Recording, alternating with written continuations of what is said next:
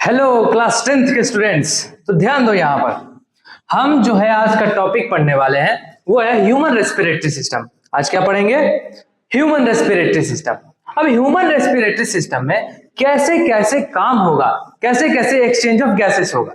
हम जानते हैं कि जब हम ह्यूमन रेस्पिरेटरी सिस्टम पढ़ेंगे तो उसमें हम लंग्स के बारे में पढ़ेंगे, हम उसमें एल्वेलाई के बारे में पढ़ेंगे, हम उसमें ब्लड वेसल्स जो एल्वेलाई के चारों तरफ है वो कैसे एक्सचेंज ऑफ गैसेस कर रहे हैं उसके बारे में पढ़ेंगे। तो आगे ध्यान देते हैं। सबसे पहला पार्ट कि कुछ एल्वेलाई के बारे में या लंग्स के बारे में कुछ हम जान लेते हैं, ब्रीथिंग के बारे में जान लेते हैं। ठीक है, तो सबसे पहला पॉइंट है यहाँ पर, lungs contain millions of tiny sacs, है ना। सैक मतलब क्या होता है कि एक छोटा सा, जैसे हम बोले कि एक ऐसा बॉल लाइक स्ट्रक्चर जिसमें कुछ स्पेस है या फिर कोई काम हो रहा हो तो उसको बोलते हैं सैक। क्या बोलेंगे? सैक। तो इसने बोला कि लंग्स के पास ऐसे मिलियंस ऑफ सैक हैं जिनको हम क्या बोले हैं? एल्वेलाई बोले हैं। क्या बोले हैं? एल्वेलाई। ठीक है, ये वाला पॉइंट तो क्लियर हो गया। दूसरा पॉइंट इसने बोला है कि नॉर्मल ब्रेथ रेट जो होता है ह्यूमन का, किसका? ह्यूमन का नॉर्मल ब्रेथ रेट होता है वो लगभग 16 से 17 बार होता है। कितना बार होता है? लगभग 16 से 17 बार पर मिनट होता है। 16 to 17 ब्रेथ पर मिनट, यानी एक मिनट में ह्यूमन क्या करता है? 16 से 17 बार क्या करता है? ब्रेथ करता है। क्या करता है? ब्रेथ करता है। ब्रेथ मतलब क्या होता है? एक इनहेलेशन और एक एक्सहेलेशन, जिसके बारे में हमने पहले पढ़ रखा है। यहां तक बात क्लियर है। अब जब हम ब्रीथिंग के बारे में हमने बहुत कुछ देखा तो हमने ये देखा कि एयर जो है, एयर क्या होगा? एयर जो है, एयर यहां से अंदर जाएगा, है ना। किसके थ्रू? नोज के थ्रू अंदर जाएगा। अंदर जाकर यहां पर अंदर आएगा, फिर यहां पर इसको लैरिंग्स मिलेंगे, फेरिंग्स मिलेंगे, है ना। पहले मिलेगा फेरिंग्स, उसके बाद लैरिंग्स, और आगे जाएगा किसमें? ट्रैकिया में जाएगा। किसमें जाएगा? ट्रैकिया में। फूड पाइप में नहीं चला जाएगा, है ना। हमने सांस लिया तो हमने बोला कि चलो चुपचाप एयर जो है फूड पाइप में भेज दो। ऐसा नहीं होता। ऐसा क्यों नहीं होता? कौन है जो रोक रहा है फूड पाइप में जाने को? एयर। तो इसका आंसर पता है क्या है? एपिग्लोटिस। क्या है? एपिग्लोटिस। एपिग्लोटिस के बारे में हमने बात कर रखा है कि क्या वो दरवाजे की तरह काम करता है, जो कि एक तरफ बंद करेगा दूसरी तरफ खोल देगा। जब वो ऑसोफेगस को बंद कर रहा होगा तब वो विंड पाइप खोल देगा, है ना। विंड पाइप का रास्ता खोल देगा। और जब वो विंड पाइप को बंद कर रहा होगा तो ऑसोफेगस का रास्ता खोल देगा। यानी एक टाइम पे एयर जाएगा या फिर फूड जाएगा, और एयर जब जाएगा तो हमेशा विंड पाइप में ही जाएगा, और फूड जब जाएगा हमेशा कहां जाएगा? ऑसोफेगस में जाएगा। क्या बात यहां पर क्लियर है? हाँ, बिल्कुल क्लियर है। अब यहां पर आगे बढ़ते हैं। जब एयर आगे गया, आगे जब ट्रैकिया में गया तो ट्रैकिया के बाद आगे इसको दो डिवाइडर मिलते हैं, है ना। दो जगह डिवाइड करता है। दोनों को क्या बोलते हैं? ब्रोंकस। एक को क्या बोलेंगे? ब्रोंकस। और दोनों को क्या बोल देंगे? ब्रोंकाई बोल देंगे। दोनों को क्या बोल देंगे? ब्रोंकाई बोल देंगे। ठीक है, ब्रोंकाई डिवाइड किया और कहां चला गया? लंग्स में चला गया। कहां चला गया? लंग्स। फर्दर और पार्टीशन होते हैं, पार्टीशन होकर इसको बोलते हैं ब्रोंक्यूल्स। क्या बोलते हैं? ब्रोंक्यूल्स। और ब्रोंक्यूल्स के लास्ट में आता है एल्वेलाई। क्या आता है? एल्वेलाई। गोल लाइक स्ट्रक्चर या स्फेरिकल स्ट्रक्चर क्या बोलते हैं इसको? एल्वेलाई बोलते हैं। क्या बोलते हैं? एल्वेलाई। क्या बात क्लियर है यहां पर? हाँ, क्लियर है। ठीक है, बहुत सारी बेसिक बातें हमने कर लिया, है ना, एल्वेलाई के बारे में। अब हम आगे बढ़ते हैं, आगे का स्लाइड में आते हैं, है ना। जैसे कि तुम लोग यहाँ पर देख रहे हो कि ये लंग्स का 3D डायग्राम है। लंग्स का 3D डायग्राम है। यहाँ पर देखो, ये पाइप यहाँ पर आया, ट्रैक किया, और आगे जाकर ब्रोंकाई में डिवाइड किया, और फर्दर आगे जाकर और डिवाइड ज्यादा किया, इसको बोल दिए ब्रोंक्यूल्स। क्या बोल दिए? ब्रोंक्यूल्स। फिर आगे जाकर लास्ट में आता है, क्या आता है? एल्वेलाई आता है। क्या आता है? एल्वेलाई। और एल्वेलाई में ही होता है एक्सचेंज ऑफ गैसेस। क्या होता है? Exchange of gases. अभी इतना ध्यान रखना है कि एक्सचेंज ऑफ गैसेस एल्वेलाई में हो रहा है। कहां पर हो रहा है? एल्वेलाई। कभी क्वेश्चन ऐसा पूछ दे, the site of exchange of gases कहां है, तो बोला क्या आंसर आएगा? एल्वेलाई आएगा। क्या आएगा? एल्वेलाई आएगा। क्या बात यहां पर क्लियर है? अब क्लियर होने के बाद एल्वेलाई का स्ट्रक्चर देखते हैं। ये देखो, इस टाइप का स्ट्रक्चर होता है। जब लास्ट में एक स्फेरिकल लाइक स्ट्रक्चर बचता है तो हम देखते हैं यहाँ पर स्फेरिकल लाइक स्ट्रक्चर कैसा है? बिल्कुल एकदम अंगूर के गुच्छों की तरह है ना। जैसे हम अंगूर खाते हैं, अंगूर में क्या होता है? एक टहनी निकला होता है, उसमें बहुत सारे अंगूर लगे होते हैं। उसी तरह से यहाँ पर होता है ना, अंगूर का गुच्छा जैसा दिख रहा है, छोटा छोटा सा बॉल। इसी छोटा छोटा जो बॉल है इसी को बोलते हैं एल्वेलाई। क्या बोलते हैं? एल्वेलाई। क्या बात क्लियर है? अब एल्वेलाई में आखिर हो क्या रहा है उसके बारे में बात करते हैं। है ना। यहां पर एल्वेलाई में आखिर हो क्या रहा है, तो एक डायग्राम फटाफट से बना लेते हैं। ये हमने एक स्ट्रक्चर बनाया है ना, एल्वेलाई को हमने जूम कर दिया, क्या कर दिया, जूम करके बड़ा कर दिया। एक ऐसा स्ट्रक्चर बनाया, स्ट्रक्चर बनाने के बाद इसके चारों तरफ हमने क्या बनाया, ब्लड वेसल्स बनाए। क्या बनाए, ब्लड वेसल्स। चारों तरफ इसके क्या होंगे, ब्लड वेसल्स। अरे ब्लड वेसल्स है तो इसमें क्या बहेगा, अरे खून ही बहेगा। क्या बहेगा, खून। ब्लड का वेसल्स है, ब्लड ही बहेगा, है ना, कुछ और तो नहीं बहेगा। तो इसमें क्या है, ब्लड है। क्या है, ब्लड है।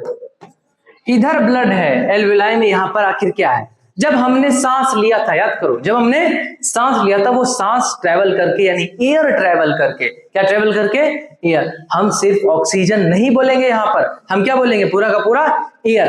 एयर ट्रेवल करके पहुंचता है एल्वेलाई में। कहां पर पहुंचता है, एल्वेलाई में। यानी कि यहां पर क्या आ चुका है, एयर आ चुका है। क्या आ चुका है, एयर आ चुका है। एयर पहुंचा एल्वेलाई में। एल्वेलाई में पहुंचने के बाद इस एयर में बहुत सारे गैसेस हैं। क्या है, बहुत सारे गैसेस हैं। अब कौन कौन से हैं, क्या एक ऑक्सीजन हो जाएगा, है ना, बिल्कुल हो जाएगा।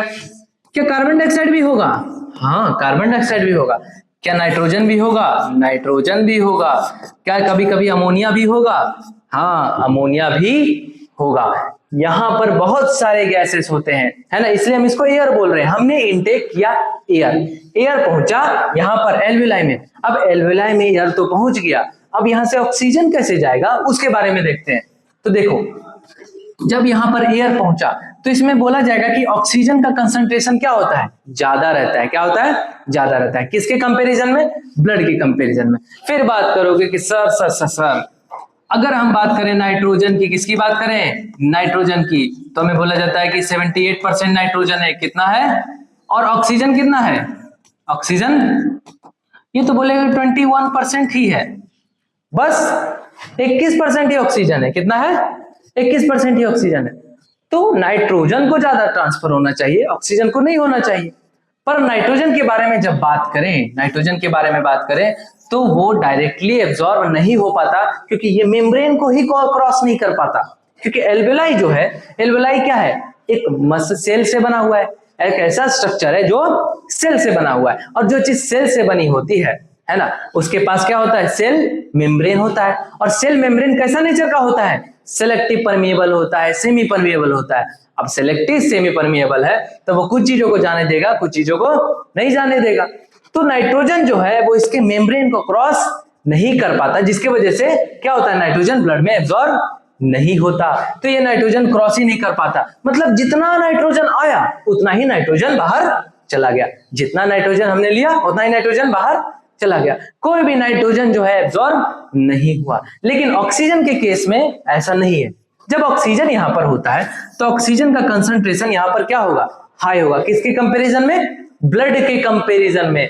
यहां पर हम ऑक्सीजन को लिखेंगे हाई, क्या लिखेंगे, हायर कंसंट्रेशन। क्या लिखेंगे, एरो को हटा देते हैं, यहां पर लिखते हैं हाई कंसंट्रेशन, ठीक है। कार्बन डाइऑक्साइड को लिखते हैं लो कंसंट्रेशन। क्या लिखते हैं, लो कंसंट्रेशन। अब ब्लड के बारे में बात करते हैं। ब्लड में क्या होगा, ब्लड में ऑक्सीजन जो है वो लो कंसंट्रेशन होगा। क्यों होगा, क्योंकि रेस्पिरेशन में हमने जाना है कि रेस्पिरेशन का मतलब क्या होता है, ग्लूकोज और ऑक्सीजन आपस में रिएक्ट करेंगे और बनाएंगे क्या, एनर्जी बनाएंगे। क्या बनाएंगे, एनर्जी। एनर्जी बनाने के बाद वो CO2 वेस्ट निकालेंगे। अब ऑक्सीजन जब यूज हो गया तो बताओ ऑक्सीजन की कमी होगी या नहीं होगी। हमने किसी से ऑक्सीजन लिया और उसका यूज कर लिया तो उसके पास ऑक्सीजन की कमी हो गई। वही ब्लड में से सेल ने ऑक्सीजन लिया तो सेल ने ऑक्सीजन ब्लड में से ले लिया तो ब्लड के पास ऑक्सीजन की कमी हो गई, यानी ब्लड के पास ऑक्सीजन का लो कंसंट्रेशन हो गया। और बदले में जब सेल ने रेस्पिरेशन किया था तो कार्बन डाइऑक्साइड बनाया था और वो कार्बन डाइऑक्साइड क्या किया, ब्लड में मिला दिया। तो बताओ ब्लड के पास कार्बन डाइऑक्साइड का कंसंट्रेशन ज्यादा हो गया, है ना, हाई कंसंट्रेशन।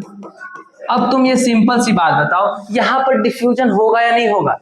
डिफ्यूजन मतलब हायर से लोअर कंसंट्रेशन, हायर से लोअर कंसंट्रेशन। अरे ऑक्सीजन का इधर हाई कंसंट्रेशन है, ऑक्सीजन का इधर हाई कंसंट्रेशन है, इधर लो कंसंट्रेशन है। तो बताओ इधर से इधर मूव करेगा या नहीं करेगा, क्या इधर से इधर मूव करेगा नहीं करेगा, बिल्कुल करेगा। इधर हाई उधर लो, ठीक है। फिर इधर बात करें कार्बन डाइऑक्साइड के बारे में, तो इधर हायर कंसंट्रेशन है और इधर बात करें तो कार्बन डाइऑक्साइड का क्या है, लो कंसंट्रेशन है। तो इधर से कार्बन डाइऑक्साइड क्या है, इधर आ जाएगा। यानी एल्वेलाई से ऑक्सीजन जो है ब्लड में मिल गया, किस में मिल गया, ब्लड में मिल गया। और ब्लड से ऑक्सीजन जो है कार्बन डाइऑक्साइड जो है वो किस में मिल गया, एल्वेलाई में मिल गया। ब्लड से कार्बन डाइऑक्साइड एल्वेलाई में चला गया और अब ये ब्लड एल्वेलाई में, अब ये कार्बन डाइऑक्साइड जो है एल्वेलाई में जाकर क्या होगा, बॉडी से बाहर निकल जाएगा, है ना, एयर के थ्रू। इसलिए हमको बचपन में ऐसा बोला जाता था कि ऑक्सीजन तुम लेते हो और कार्बन डाइऑक्साइड छोड़ते हो, जबकि ऐसा नहीं है, हम एयर लेते हैं और एयर छोड़ते हैं। बस फर्क ये रहता है कि जो एयर हम लेते हैं उसमें ऑक्सीजन ज्यादा होता है, कार्बन डाइऑक्साइड कम होता है, और जो एयर हम छोड़ते हैं उसमें कार्बन डाइऑक्साइड ज्यादा होता है और ऑक्सीजन कम होता है। यही फर्क होता है। क्या बात यहां पर क्लियर है, क्या ये तुम्हें समझ में आया? और ये एक्सचेंज ऑफ गैसेस यहाँ पर इस तरह से कंप्लीट होता है। ये वाला डायग्राम बना लो अगर ये बात समझ में आया। बहुत दिक्कत होती है इसको समझने में, अगर एक बात ये क्लियर हो गया, ये डायग्राम भी बना सकते हो, है ना, बहुत इंपॉर्टेंट डायग्राम है, तो इसको एक बार नोट कर लो, है ना।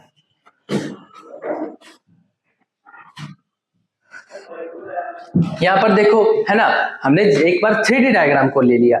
इसमें देखो एक एक यहाँ पर बॉल जैसा स्ट्रक्चर दिख रहा है, ये क्या है, एल्वेलाई है। क्या है, एल्वेलाई। और एल्वेलाई के चारों तरफ क्या है, ब्लड वेसल्स है। क्या है, ब्लड वेसल्स। और ब्लड वेसल्स और एल्वेलाई के बीच क्या होगा, एक्सचेंज ऑफ गैसेस।